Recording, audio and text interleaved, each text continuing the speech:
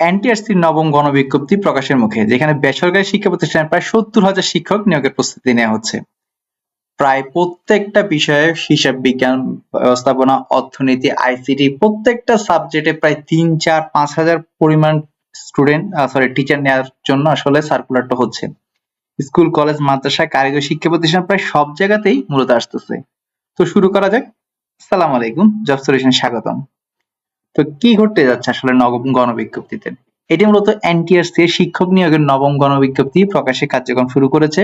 প্রায় 70,000 নিয়োগ নিয়ে আসছে এই গণবিজ্ঞপ্তিটি, যেখানে বেসরকারি স্কুল, কলেজ, মাদ্রাসা এবং কারিগরি শিক্ষা প্রতিষ্ঠানে শিক্ষক নিয়োগের সুযোগ দেওয়া হবে।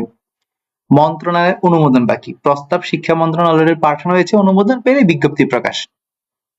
বিজ্ঞপ্তি প্রকাশের প্রক্রিয়াটা হচ্ছে, প্রথমে শূন্যপদ যাচাই করা হবে, প্রতিষ্ঠান থেকে পাওয়া তথ্য যাচাই করে পদ চূড়ান্ত করা হবে। অর্থাৎ আপনার এলাকায় যে ইনস্টিটিউট গুলো রয়েছে সেখানকার তারা শূন্য পদের ভিত্তিতে তারা আসলে বলবে যে তাদের আসলে কতগুলো পদ দরকার হচ্ছে, তার ভিত্তিতে মোট পদটা চূড়ান্ত করা হবে। চিঠি প্রেরণ করা হয়েছে অলরেডি 69,577টি, যেগুলো এখন মন্ত্রণালয়ের চিঠিগুলো অপেক্ষা করতেছে অনুমোদনের জন্য। আর এটা পুরোপুরি এখন শিক্ষা মন্ত্রণালয়ের প্রশাসনিক অনুমোদন অপেক্ষা।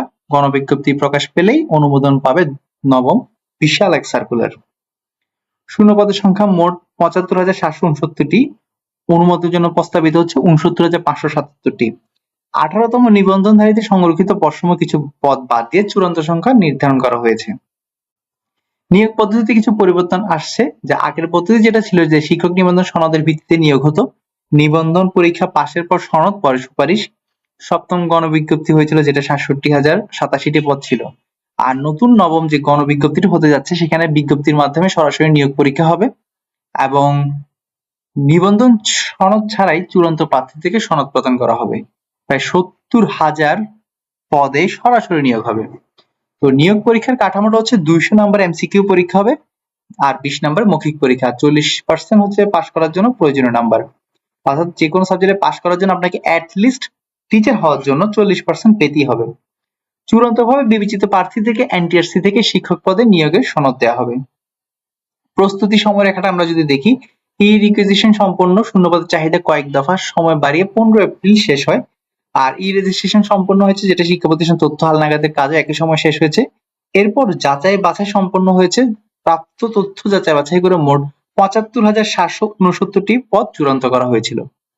আগের গণবিজ্ঞপ্তির সাথে যদি একটু তুলনা করি তাহলে সপ্তম গণবিজ্ঞপ্তি হয়েছিল 67,087টি, অষ্টম গণবিজ্ঞপ্তি ছিল 12,951টি, নবম গণবিজ্ঞপ্তি হচ্ছে যাচ্ছে সবচেয়ে বড় 69,577টি পদ, যেখানে সরাসরি নিয়োগ পরীক্ষার মাধ্যমে নিয়োগ দেওয়া হবে। এনটিএসসি সংক্ষিপ্ত ইতিহাস যদি আমরা একটু দেখি, 2005 সাল থেকে নিবন্ধন পরীক্ষা শুরু হয়। শুরুতে নিয়োগের ক্ষমতা ছিল প্রতিষ্ঠানের গভর্নিং বডি বা ম্যানেজিং কমিটির হাতে। পরবর্তীতে 30 ডিসেম্বর 2015 সাল থেকে এনটিআরসি নিবন্ধন সনদের পাশাপাশি নিয়োগের সুপারিশকৃত দায়িত্ব পায়। এখন পর্যন্ত 7টা গণবিজ্ঞপ্তি দিয়েছে, যার মাধ্যমে প্রায় 1,80,000 শিক্ষক নিয়োগের সুপারিশ করা হয়েছে। তো সুতরাং মন্ত্রণালয় অনুমোদন অপেক্ষায় রয়েছে, অনুমোদন পেলে দ্রুত সময় প্রকাশ করা হবে নবম গণবিজ্ঞপ্তি। সর্বশেষ আপডেটের জন্য চ্যানেলের সঙ্গে থাকুন। ইনশাআল্লাহ দেখা হচ্ছে পরবর্তী কোনো ভিডিওতে। আসসালামু আলাইকুম।